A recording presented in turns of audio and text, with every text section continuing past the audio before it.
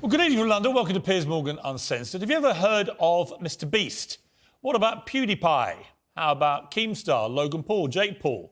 The answer might well be no. You haven't heard of them. But if you've got kids, you will definitely have heard of them. And they most certainly have. They're just a tiny handful of the legions of digital personalities whose videos are viewed by literally billions of young people across the world.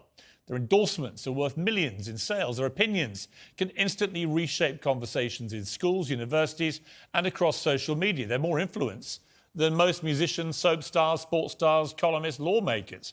But unlike those power brokers of the past, the politicians and cultural stars who could set the social agenda, these people seem to exist in a parallel universe. Their views go largely unchallenged, shared only as bite-sized clips. Their digital businesses often operate beyond the scrutiny of normal journalists and even regulators. They wield massive influence over young people, and they're restricted only by the ever-changing whims of big tech companies.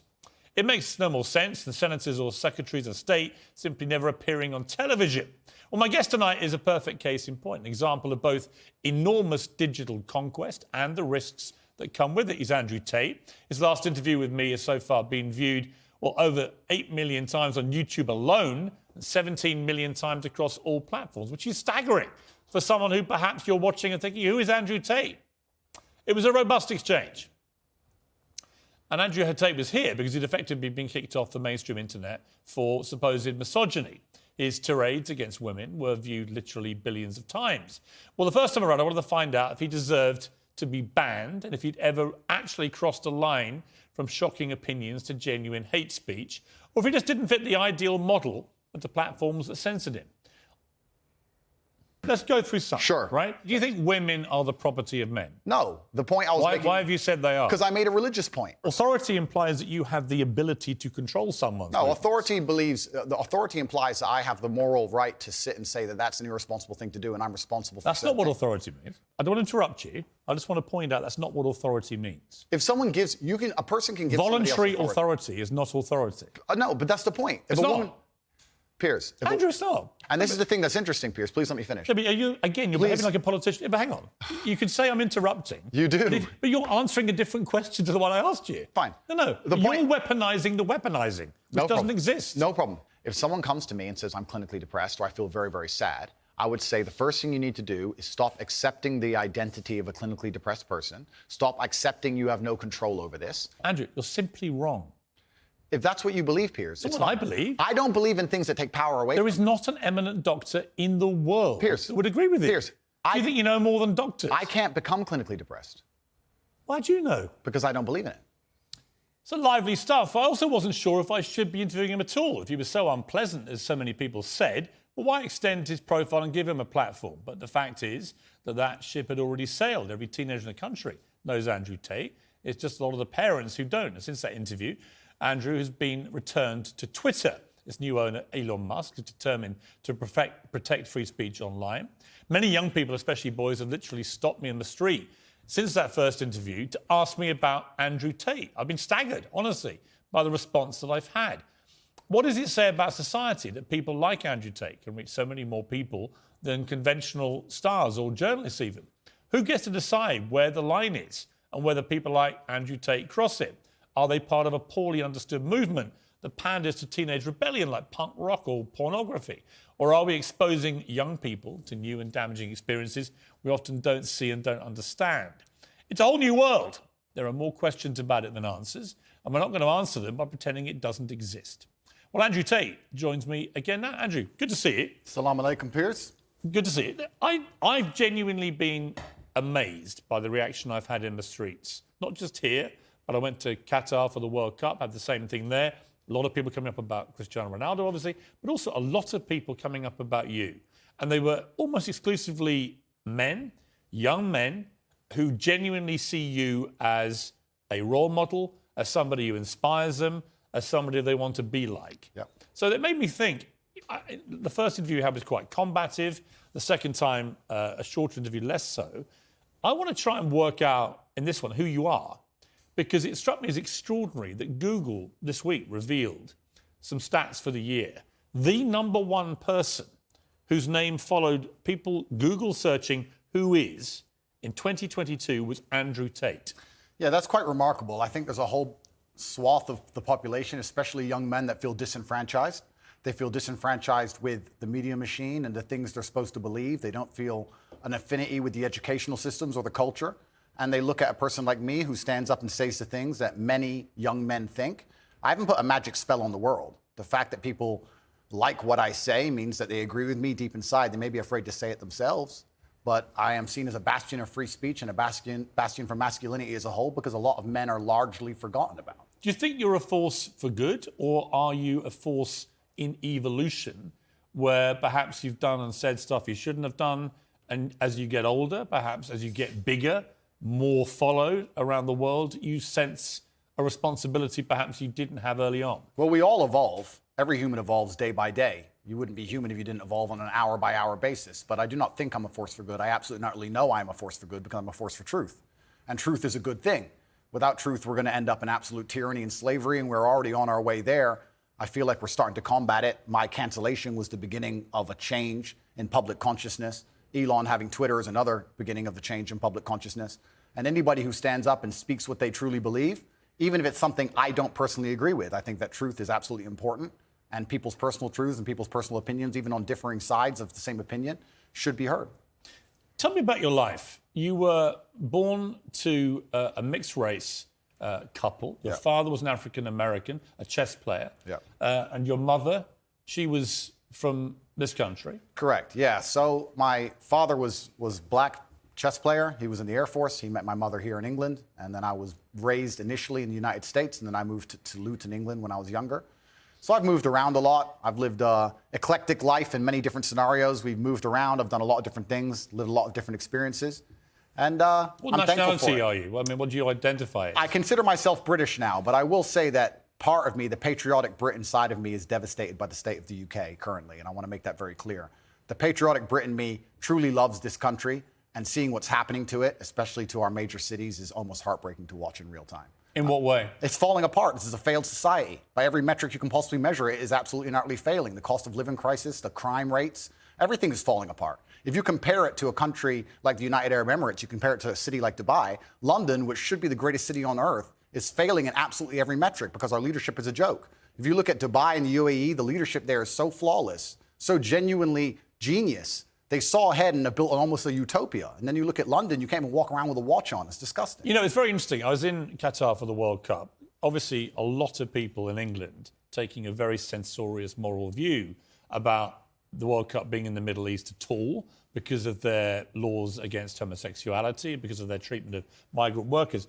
I've got to say, not that I don't share the concerns about those things, of course I do, but I found a lot of the virtue signalling, and I think that's what it was in many cases, about the whole region, actually quite distasteful. Because when I was in Qatar, I thought the World Cup was fantastically well run, incredibly good experience. But a lot of Qataris were saying to me, you know, there's this weird, quaint feeling back in your country that we all want to aspire to behave like that we all want to live in a country with massive drug problems, with massive knife crime issues, with scenes like the European Championships final where it's complete lawlessness going on, where stuff like the NHS, the system of healthcare, is basically collapsing, where the education system is dropping behind, so on and so on and so on. And it's a really interesting perspective. They were like, I know you all think that we want to have your form of democracy and your form of life, but actually, we're fine, thanks. Absolutely, because it's a failed society and it's godless. I think it's disgusting. We leave our old people to rot in old people's homes, and then we sit there and say we don't have enough money for nurses. I understand this nurse strike very well and how frustrating it can be if you walk into a hospital and the nurse is not prepared to work. But the nurses would be prepared to work at the current wage if they believed this country was spending its money prudently. When you see this country spending its money and just absolutely wasting it, pulling out of thin air to fund proxy wars, God knows where, that has nothing to do with them. Of course, as a nurse, you're going to stand up and say, well, can't I get a pay rise? This country has failed on every metric, and especially our major cities. I've just come to London now. I made it very clear to my private jet pilot. I said, fuel the jet and leave it running, because the second I'm finished talking to peers, I'm leaving this cesspit. It's disgusting. This country, and London as a whole, 10 years ago, was one of the most hospitable cities on earth. Now you cannot walk around safely with a watch on. And you're a full-grown man. You're a full-grown adult. When's the last time there's been a serious problem in your life that you completely ignored and it fixed itself? Never, ever. What are any of our politicians doing to fix any of the problems we're Well, I genuinely saw facing? today that Sadiq Khan is planning to run again for the third term of office as mayor. All I can say is everyone I know who's had any experience of crime at any level in London in the last few years has had a bad experience of it, of the way it's been handled. You know, I mean, I can give an example. I can reveal this now. I've talked for 18 months. I got a specific death threat on one of my son's Instagram pages in public, a public comment. And it was very specific about what this person was going to do. Yeah. I couldn't use the police to evade him. We know where you live. We're going to come and kill you. And then a second one threatening my son and his mother, my ex-wife.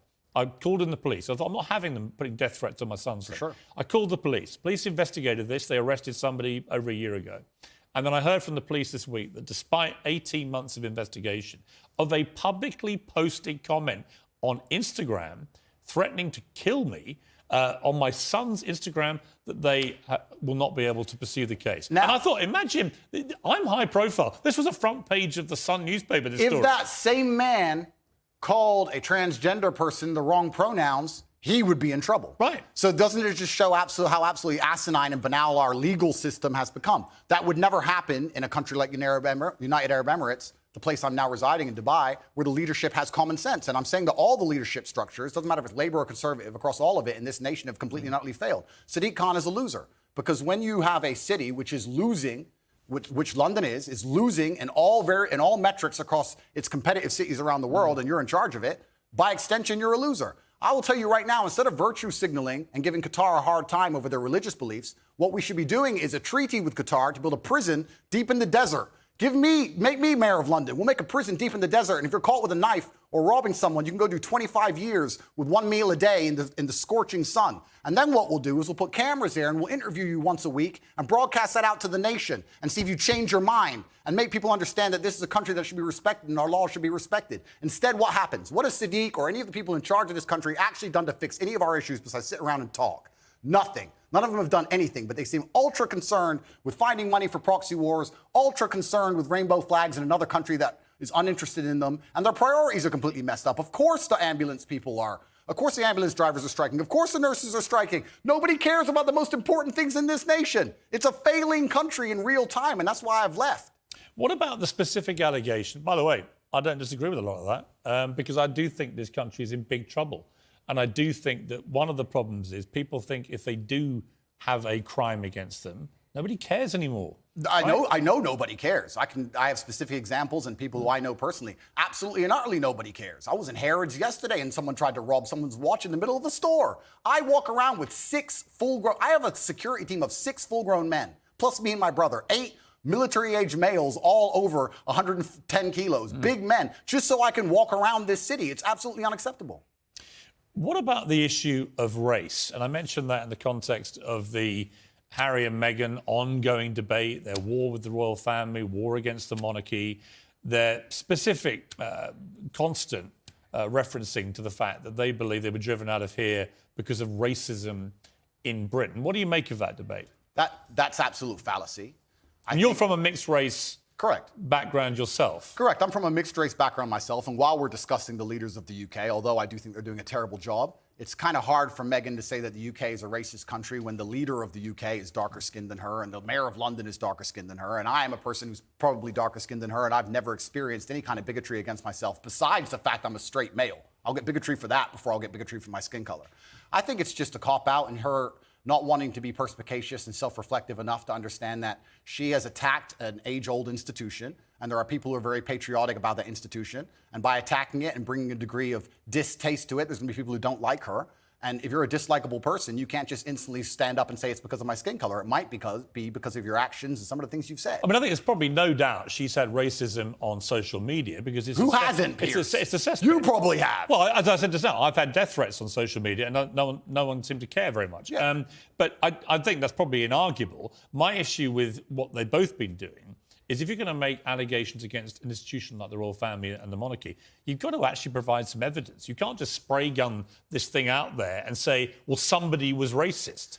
Yeah, and airing dirty laundry is never going to be respected by the populace.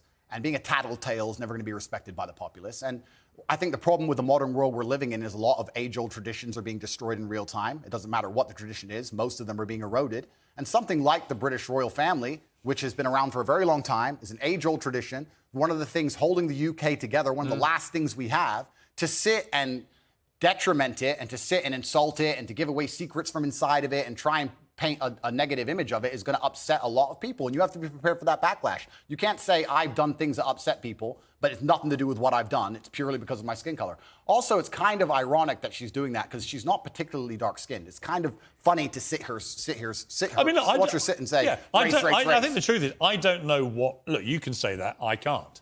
The reality of it is, I just don't know what the specifics of the racism she says she's had because we've not seen any evidence. The universe is a funny place, Piers. If you're looking for something, you're going to find it, right? When I got canceled, when they attacked me unfairly, lied about me across the entire mainstream media, deleted me from social media so I couldn't defend myself, and lied about me repeatedly, I could have stood up and said, it's because I'm brown. I didn't do that. I sat and said, okay, there's people who misunderstand my message. My message is a positive one. People misunderstand me. Let me self-reflect and understand that, yes, perhaps this said a long time ago was said in the wrong way. Perhaps this was misunderstood. Perhaps people don't understand this. I could have just copped out and could have just been refusing to self-reflect on any level and said, it's because I'm brown, that's why they did it.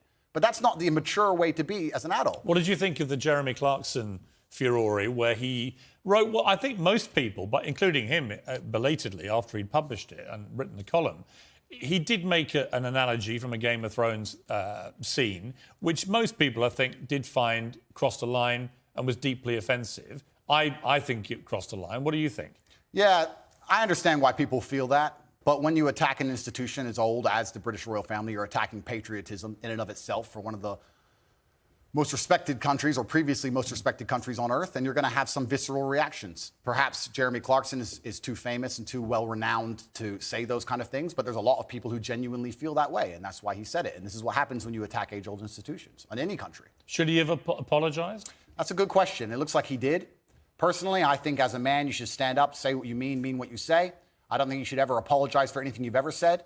Even me. What if you say something truly very offensive and you actually do regret it? If you truly regret it, then yeah, okay, you can apologize. But if at the time you meant it, then the best thing you can do is say, look, I've just changed my mind. I no longer feel that way. But at the time, that's how I felt. And I'm the person who says what he feels. And that's what I felt at the time. And I apologize that offended you. Andrew Tate, we'll be back with you after the break. We'll talk to you about Twitter again. Elon Musk restoring you to this platform. Has it calmed you down?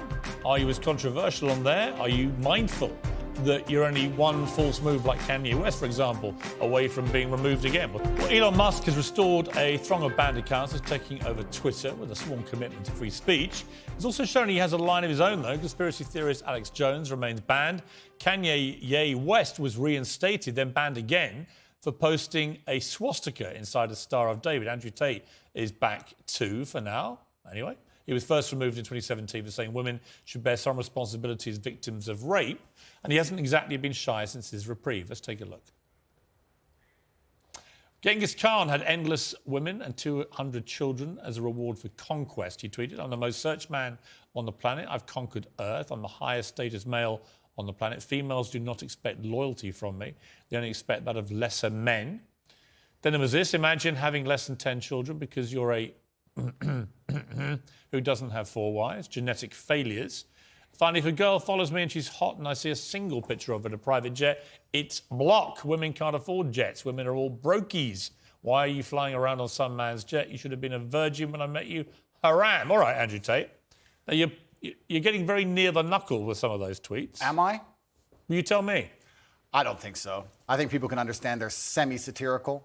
I think people can understand. Do you mean them as jokes or do you mean them? It's not that I don't mean them as jokes. I mean, they're a overall public commentary and observation. I do mean what I say. If I were to see a girl on a private plane on Instagram, for example, I would assume that a man put her on that private plane. I would not assume she bought it herself. What if it was... Perhaps that makes me misogynistic. What if it was Ariana Grande or Beyonce? Well, that's slightly different, isn't it? Why? Because they're famous and very They're rich. women.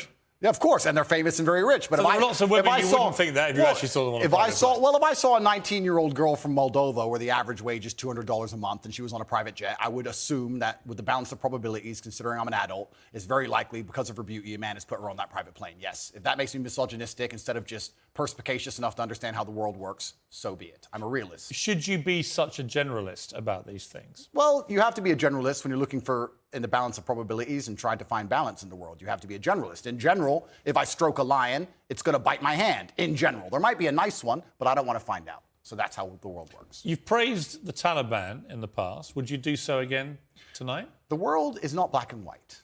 The world is gray. It's very difficult to sit and make black and white assumptions about anything, to sit and say that the Taliban are completely and utterly evil and we're completely and utterly good, as you just discussed with the moral high ground. I believe that the Taliban bring law and order. It may not be the law and order we like, but it's a form of law and order, and humans usually gravitate What about towards... their treatment of women? I mean, only tonight they have banned any women from going to university.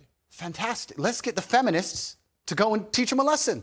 The feminists are so tough, and they stand up and say they can do anything a man can do. Let's arm them up and send them to Afghanistan. I'm sure they'll fix it. No, but it's not. It's a serious matter, isn't it? That women don't get the education they deserve. And that's a very serious answer. If women are just as capable as men in terms of combat, like feminists pretend they are, then they can go over there and they can deal with the Taliban. A lot of women do go to combat. Oh, exactly. So they can go deal with the Taliban. It's nothing to do with me. They can stand up and fight for their own rights. Surely you wouldn't defend the Taliban banning women from university. It's saying it's nothing to do with me, Piers. It's absolutely nothing to do with me. What about the Afghan women? It's nothing to do with me on any level. You don't have a view? I have a view. My view is that people naturally gravitate towards law and order, and if you didn't have the Taliban, you'd have different warlords operating in lawlessness, and there would be no way to prevent your store or your market stall getting completely robbed by someone with an AK-47, and people are going to gravitate towards a form of law and order. America left. They left a power vacuum, and the power vacuum is now full. Well, I don't disagree with that. Okay, well, but I do think the banning of women from university in Afghanistan is utterly horrific. And I think the feminists are going to arm themselves. They're going to show us that they can do anything a man can do. They're going to go over there to combat, and they're going to teach Taliban a lesson. Why can't you just say on that, you know what, it's completely wrong? Because it's not my point. I don't understand. But it makes me think. It'll make your critics think that you don't think it's wrong. They could ban all men. They could ban all short people. But they're not. They're only banning women. Correct. They could ban all short people. They could ban all people with long hair. And none of it's anything to do with me. So they can do whatever they want. I'm not going to go to war with the Taliban. But you've just literally spent an impassioned first segment comparing the way, for example, Dubai handles law and order to this country. Correct. So you do express views about different laws. Absolutely. Both places. So when I put to you a law that basically bans women from being educated, it's not. Why is it a problem for you to say, you know what, it's wrong? They're both places I've resided in, Dubai and London, so I have personal experience. I can give my personal opinion, but like I said, it has absolutely nothing to do with me with what the Taliban decide to do inside of Afghanistan. And if they decide that's the most prudent way to run their society, then we have two choices. We can either go over there and start another war that we shouldn't be involved in and waste a bunch of life, or we can sit and say it's up to them. They should govern themselves. They're people. We're no better than them. And they've decided to live their lives a particular way, and that's how they're going to live it. Like I said, if feminists are very upset and they're very disgusted by the fact that in Afghanistan, women cannot go to school, I've been told repeatedly by feminists that they're just as capable as men in all realms, and I expect them to arm themselves and fly over to Afghanistan and fix it. Like a lot of women have done in combat. Good. Congratulations. Go fight. Well, this is the thing that's very interesting, because when you talk about ideas, it's not even just about Afghanistan and feminism. When you talk about ideas, they must all be defended at some point. There has to come down to violence. The world is backed by violence. Nobody wants to talk about this. It doesn't matter what it is. If you have a disagreement between two parties, eventually, if the disagreement continues, it ends up in violence. Feminism is defended by men. Men stand up and defend feminism, not feminists themselves, because they're incapable of violence. And we're in a situation now where you're saying that we should send men to go and fight for feminism. Why? It's not a man's problem. No, I think I'm saying feminists believe. I think men can be feminists too, because if feminism believes in equality for women, I'll sign up to it. I don't agree with radical feminists who hate men. Right? To me, the radical anything to me is a bad thing. Yeah, and I think most feminism in the West currently is radical.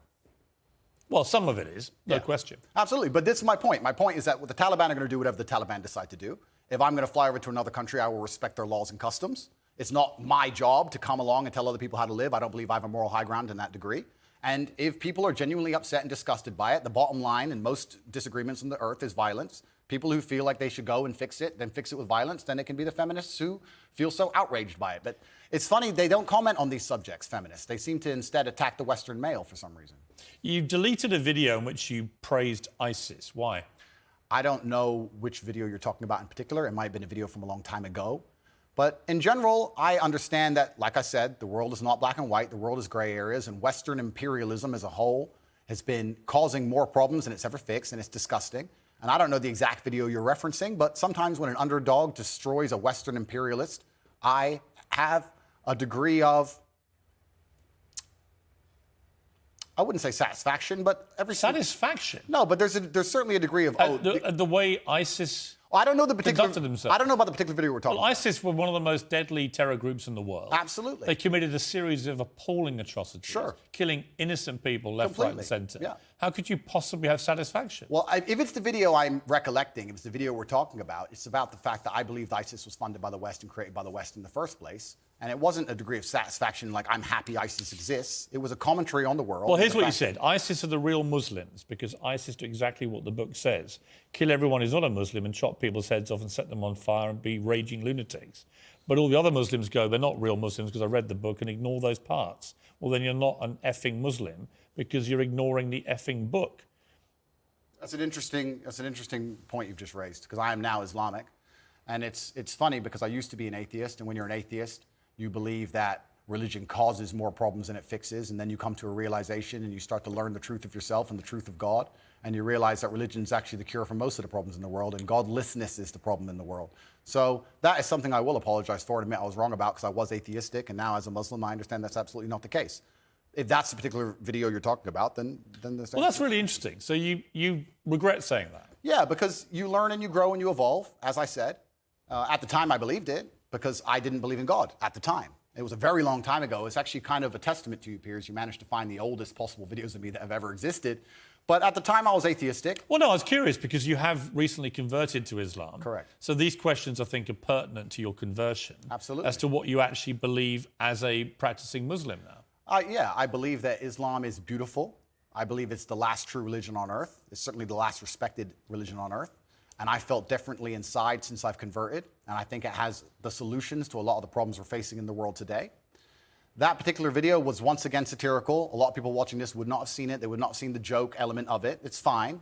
But It's not funny, though, is no, it? well, you know, it's like most of the time, as we discussed in our first interview with me, things are taken out of context, short form, et cetera, et cetera. But all in all, you could say the same things about Christians. If you were to read the Old Testament and say, stick to the Old Testament, you'd kill anyone who works on a Sunday. So it's not applicable to You read the wouldn't books and apply them. countenance violence.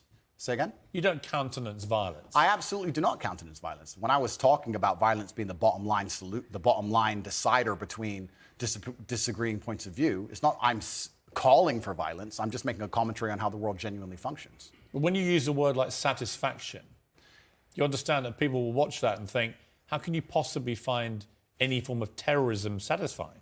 I don't find any form of terrorism satisfying. I don't find Western terrorism satisfying either. I don't think it's satisfying that we managed to find $500,000 per bomb to drop on some farmer who makes $4 a day under the name of freedom. Well, nor do I. And we can't seem to pay our nurses enough to do their jobs. I don't find any kind of terrorism. And it's actually very interesting you talk about the word terrorism. Terrorist and freedom fighter, good guy and bad guy, all of this is subjective. There are people who believe that the West are the biggest terrorists on the earth. There are people who believe that America causes more wars than anyone else, and they've killed more people than anyone else. And there's people who believe the absolute opposite. So once again, it depends who you're talking to. It's a subjective conversation. There's no black and white in the world. There's areas of gray, and that's how it is. So I thought you were talking about another video where I was saying that ISIS are standing up and fighting for what they believe in. I'm not saying what they believe in is right, but that's what they were fighting for at the time. And it was a completely different video than the one you were actually referencing. But you would condemn them now? I don't condemn anybody doing anything bad to anybody. I'm not a person out here with a criminal record. I don't hurt anyone. I just spent my first segment on this show talking about how I believe in law and order and how important that is. I think people can operate inside of their lives safely and walk around, man, woman, child, can walk around in safety in any city they live in. How that law and order is constructed is not my jurisdiction. I'm not in charge of the law and order of Afghanistan, Tajikistan, Kyrgyzstan, Afghanistan, Kazakhstan, any of them. It's nothing to do with me. I want to talk to you after the break about masculinity. Why is it that so many young men gravitate to you? What is your view of what it takes to be a man? Welcome back to this special edition of Piers Morgan Uncensored with Andrew Tate, one-on-one. So Ash Sarkar, who's a lively contributor to this programme, has tweeted, Andrew Tate, who you're interviewing about free speech, thinks women are a man's property. We shouldn't be allowed to drive, boast about only dating teenagers to imprint on them. Misogynists are discussing whether they're in Afghanistan or a swanky London studio. Am I a misogynist? Am I? I don't think. Firstly, the things she said, I don't even truly believe. If you're prepared to listen to me, I'll explain to you exactly why she's completely and utterly wrong. If you can go through the points again, she said. Do you think you're a misogynist? Absolutely not. I'm not a misogynist on any level. This is one of those buzzwords they just throw at people randomly. Homophobic, racist, misogynist, they just throw it out at people. What is your view of women? I'm a realist. What is your real view of women? I absolutely and utterly love women. I adore women. I have good relationships with women. Not a single woman has come up to me on the street since I've been canceled. Not a single one has said anything negative. Every single one of them has said positive things. You're a traditional male. I wish more men were like you. You understand your masculine roles. You understand what you're supposed to do. You understand you're supposed to protect women. You're exactly the kind of man I'd be looking for. I've never had a negative interaction with a female ever since I've been dubbed the biggest misogynist. Where is the... Please let me finish. I'm sorry, Piers. Also, there's not been a single woman who's accused me of a crime, not a single woman who's accused me of rape, not a single woman who's come out and said anything from my entire past of 36 years I've done anything wrong ever. Anybody else with my level of fame, any footballer, any other movie star, at least has people who've come out and accused them of rape, X, Y, Z. I have no woman who's come out and ever said I've hurt her, no woman who's come out and ever said I've done damage to her or been horrible to her. Everybody who ever interacted with me has said I've been a nice person. All of them. Random Twitter nobody who seems to know so much is full of... All right, you've responded to her tweet. Yeah, she's a liar. But where is the line for you between masculinity, which I will always defend, and which I agree with? I think a lot of women like men to be masculine, and what has become known as toxic masculinity. And the reason I ask you is that you are engaged in that debate with men all the time. Where is the line for you where men shouldn't cross, where the behaviour should be kept within a line? Please define toxic masculinity. Well, you tell me what you think it crosses a line from being a masculine, good man to a bad man. There's no such thing as too much masculinity if it's genuinely masculine. Genuine masculinity is not out here to hurt people. It's absolutely the opposite. It's out here to protect.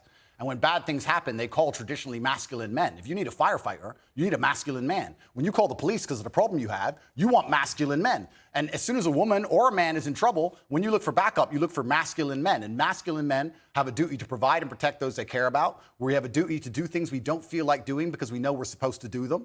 And that's why we stayed in the Titanic and died. Those were masculine men. Where did you get your views about this from? This is what I grew up with. It's the family I grew up around. And your father, your mother, yeah, both? and the world I lived in. And I think a lot of the things I'm saying now about masculinity and how people should act in the world, how the world should function, were considered completely normal and accepted by everybody only 20 years ago. I think the world's just lost its mind. For me to stand up and say a man should protect a woman now gets to be called a misogynist and canceled. If I said that 10 years ago, everyone would say, duh. And what's funny is, everyone who argues against me and says men shouldn't protect women, especially all the feminists, if they were with their boyfriend and a man broke into their house, guess who they'd expect to go downstairs?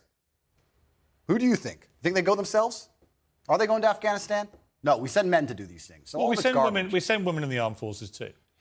You have to generalize when you make points. There are many courageous people. Exceptions do not disprove the rule.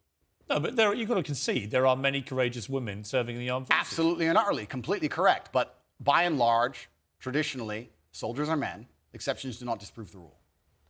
Well, it's not an exception. It's a fact that there are a lot of women now in the armed forces. Correct. But if you were to take the average soldier, they are a male. If you're allowed to say who's a male and who isn't nowadays, I'm assuming their gender, I apologize. If you were to take the average soldier, they're a male, which means that exceptions are the female soldiers, which because there's a lower percent of them, a lower probability. Exceptions do not disprove the rules. Men do the fighting. Right now in Ukraine, men cannot leave. Women are allowed to leave because men have to fight in the front line and women are allowed to go to Dubai. That is how it is. What do you say to young men who come to you for advice, who feel lost, who don't really know where they fit into society? I say that life as a man is exceptionally difficult. I say the most beautiful and the most terrifying thing about being a man is you're born without value. Society doesn't care about you. You're only going to be cared about based on how useful you are. You have the chance to build yourself up and become a superhero if you're prepared to do the hard work and be indefatigable enough to never quit. But if you're going to stand around and wait for a handout, nobody's going to ever respect you. And I think that a lot of people have forgotten about how difficult and how competitive it is as a man. We're always in constant competition with each other. And it's your duty as a man to stand up and say, I want to be as important and strong and good-hearted and God-fearing as possible. And I need to work hard to achieve those things. Dame Sheila Hancock says we've become too over-emotional as a society, crying too much about everything. Has she got a point? She's completely right. And the dangerous thing about overly emotional men is that they're dangerous. They're genuinely dangerous. This is what's crazy. All these people who talk about toxic masculinity and how bad it is for men to be traditionally masculine. A traditionally masculine man does things he doesn't feel like doing because it is his duty to do them. He charges into the building because it is his duty. Not because he feels like it, because it is his duty. We're now teaching the new generation of men that they don't have duty and they can just act on their feelings and act how they feel, and they don't have to act as a man should. Do you know what happens when you get men who just act how they feel? You get school shooters, you get violence, you get rapists. Men who do not control their emotions are dangerous. If you find a man who is stoic, he's not going to hurt people. He's going to sit and think about his actions very carefully, and he's going to be a good man who protects and provides for his family. You find a man who just acts out on impulse and does whatever he feels like, you're going to find a dangerous man. Sitting here telling men to cry more and act with their feelings and it's okay to feel this way, that way, etc., and have no self-control. That is why we have the problems we have in the world. Absolutely and utterly wrong. So when they talk about toxic masculinity, they have it completely inversed on its head, completely and utterly wrong. We need to be teaching stoicism. We need to be teaching young men to understand that the world is very, very difficult. It's hard to be a man. You're going to feel bad sometimes. You just suck it up and perform anyway. Not to sit there and cry your eyes out or blame other people. Tough or being a woman, out. too, in modern society. It's certainly tough being a woman, but I'm not a woman, so why would I speak on issues I do not understand? I'm a man. You can feel an empathy for women. I feel empathy, certainly, but I do not understand their issues. See, a lot of men come up to me and they admire you. I've got to say, a lot of women I've spoken to don't admire. They think you represent misogyny. They think when they hear you not commit to saying the Taliban shouldn't be banning women from university education, well, why can't he just say that's wrong? Well, firstly, that's not my experience. I experience the absolute and utter opposite of that. Secondly, it's because it's a moral point I'm making. My moral point is I speak on things I understand. I speak on experiences I've had. But you believe in equality? Yes. I speak on, sure. I speak on subjects I know intimately. I do not feel qualified. I'm a realist, and I do not feel qualified to sit and discuss the gender laws in Afghanistan. I have not been to Afghanistan. I have not researched the subject thoroughly. I'm not going to sit here and say how the Taliban should be running their country. It's nothing to do with me. I find it quite flattering, Piers, that although, I understand I'm monumentally influential, the most Googled man on earth, etc., I find it very flattering that you think I have some kind of control over the domestic policy of Afghanistan. But I assure you I don't. I don't. No, so it's nothing to do with I'm not asking you to have a view on having influence of a domestic policy. I'm sure the Taliban couldn't give a stuff what either of us say about it. It's just curious to me that it's an easy win for you to make women think you're not anti them, to say that when they're not given equality, as the women in Afghanistan clearly are not, because they're not allowed to go to university now as of today, that is clearly unequal, unfair. We should all be able to agree that that is wrong. Well, certainly, as a realist... Even you, tough guy Andrew It's Tate. not tough guy. I am a professional. As a professional, I can state that, yes, it is not equal. Yes, it is not fair. That is obvious for anybody. I'm not saying those things are not true. What I'm saying is it's nothing to do with me. Right, OK, but you made a concession you think is wrong then. I said it's unequal and it's unfair. Yeah, so wrong. Well, perhaps. Force yourself, Andrew. No, perhaps it's wrong under certain moral guidelines, but under the moral guidelines which are currently in charge of the jurisdiction of Afghanistan, they don't believe it's wrong. It's nothing to do with me. Well, I'm not going to sit here and tell other countries how to run their laws. I'm going to live in societies with laws I respect. You know what? I'll take unfair and unequal. Sure. Because that's self-explanatory. We're going to have a game of chess in a minute after the break, because you are a very good chess player. I can hold my own with the chessboard. Your father was a chess international master, in fact. And we're going to have a 5-minute game of speed chess. Winner takes all, Mr. Tate. Welcome back to Pittsburgh Uncensored. Andrew Tate is still here. Andrew's father was an American chess international master, and his son's pretty good at it too. Well, I can hold my own. I was my school chess champion. And with 5 minutes left on the programme, we're going to have a game of speed chess. Winner takes all. All right, well, you're white. Off you go. It's racist. Off we go. 5 minutes, go. That's racist, Piers. Cancel Piers Morgan. OK. Are you good, Piers? Well, are you going to destroy me? Clearly from this opening, better than you. Let's see, I guess, aren't we? OK. Let's be aggressive, shall we?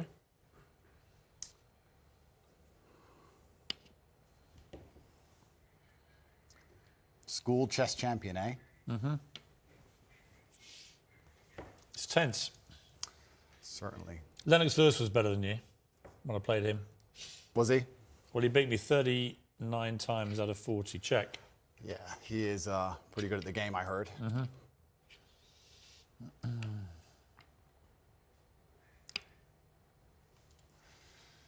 Time to get aggressive with you, Mr. Tate. Show you a bit of toxic chess masculinity. Well, the world's been pretty aggressive with me lately, Piers, so I'm used to it. It's fine.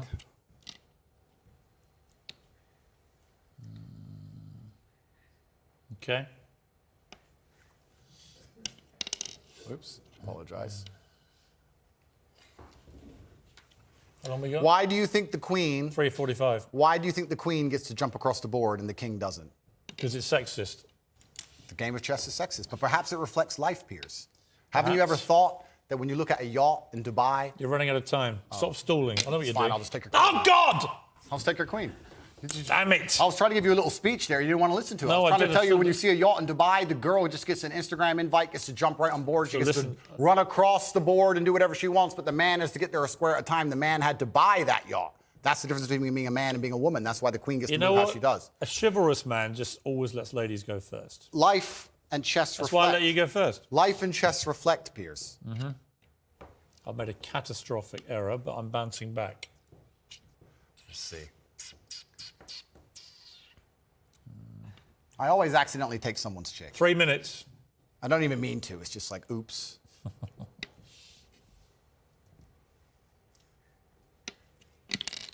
You need to stop knocking my pieces over like some. Doug. Yeah, exactly. He's not getting in my head. They're talking to me saying you're getting in my head. How do you think chess reflects life? I think that it's all about strategy. Correct. That if you're good at chess, you can be good at pretty much anything because it's about thinking ahead, it's about planning, it's about relentless practice. And you know what else is beautiful about chess? Mm-hmm. If you lose, somewhere you made a mistake. There is no luck. Absolutely right. In chess, even if it's the smallest mistake, somewhere it was your fault. It teaches absolute self-accountability, which Yeah. is something that we need a lot more of in the world today. That is true. And that's why chess is so important. You can take my knight if you want. Okay. You don't want it? Why don't you No, want my knight? Because I'm playing a long game. Ah, okay. I thought you'd want it. I'm going to leave it there in case you take it anyway. Okay. I'm going to go. Because I know what you want me to do. I'm not going to do it. Actually, I will do it now. Okay, good. Check.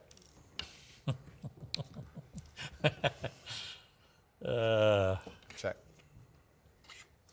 Check. Check. How long? I need to buy some time here. I need to buy some time. This is really playing well on radio, by the way. I'll have that. Thank you. Damn it!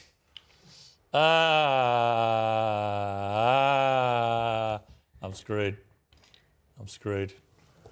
Don't say that. How long have I Piers. got? 1 You need minute to 12. Believe in yourself. I never ever give up. Believe in yourself, I Piers. do believe in myself, thank you. Good. Self-belief is important. I do believe in myself, but this has not gone well. You're quite good at chess, I'll give you that. Yeah, well, in the chessboard of life, I've done pretty good. I've done okay. Check. The question is, can you beat me in time? You've only got 50 seconds. Check. Well, that's interesting. Yeah, I don't think you can. Let's see.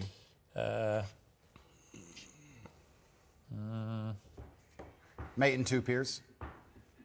Yeah, you can have that. Doesn't matter. It's mate in 2. Check. Mate. Good. Good game, sir. Well played. Thank you. 25 seconds away from safety. Okay, well, Andrew Tate, I'll give you something. You're good at chess. Thank you. I'll see. You have to be. You just beat me. I know you're a internationally renowned What has player. chess taught you about life, quickly? I can teach you a lot of things. Like I said about the Queen being able to run around the board, the King having to move a square at a time, about the fact you need to think ahead, absolutely everything is your fault.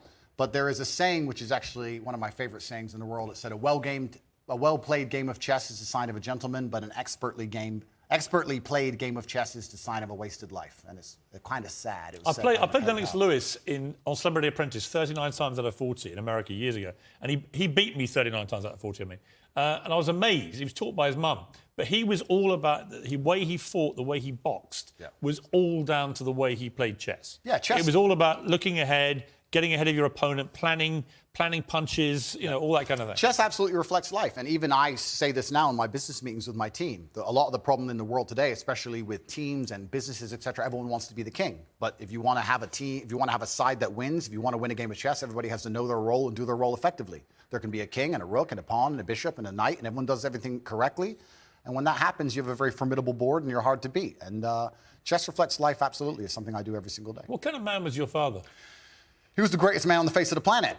But luckily he had me, and now in the natural order of the universe, he is gone, and I am here, and I carry his name, and it is my duty to bring honor to him. And this is one of the greatest things about achievement, because achievement honors your ancestors. People talk about my father because of how successful I am, and people will talk about me into eternity, even after my death, because of how successful my son will be. This is the great thing about achievement. It's an honor to your ancestors. What would he have made of your success, your father? He would be extremely underwhelmed by it because he always expected it of me. I am Emory Andrew Tate III.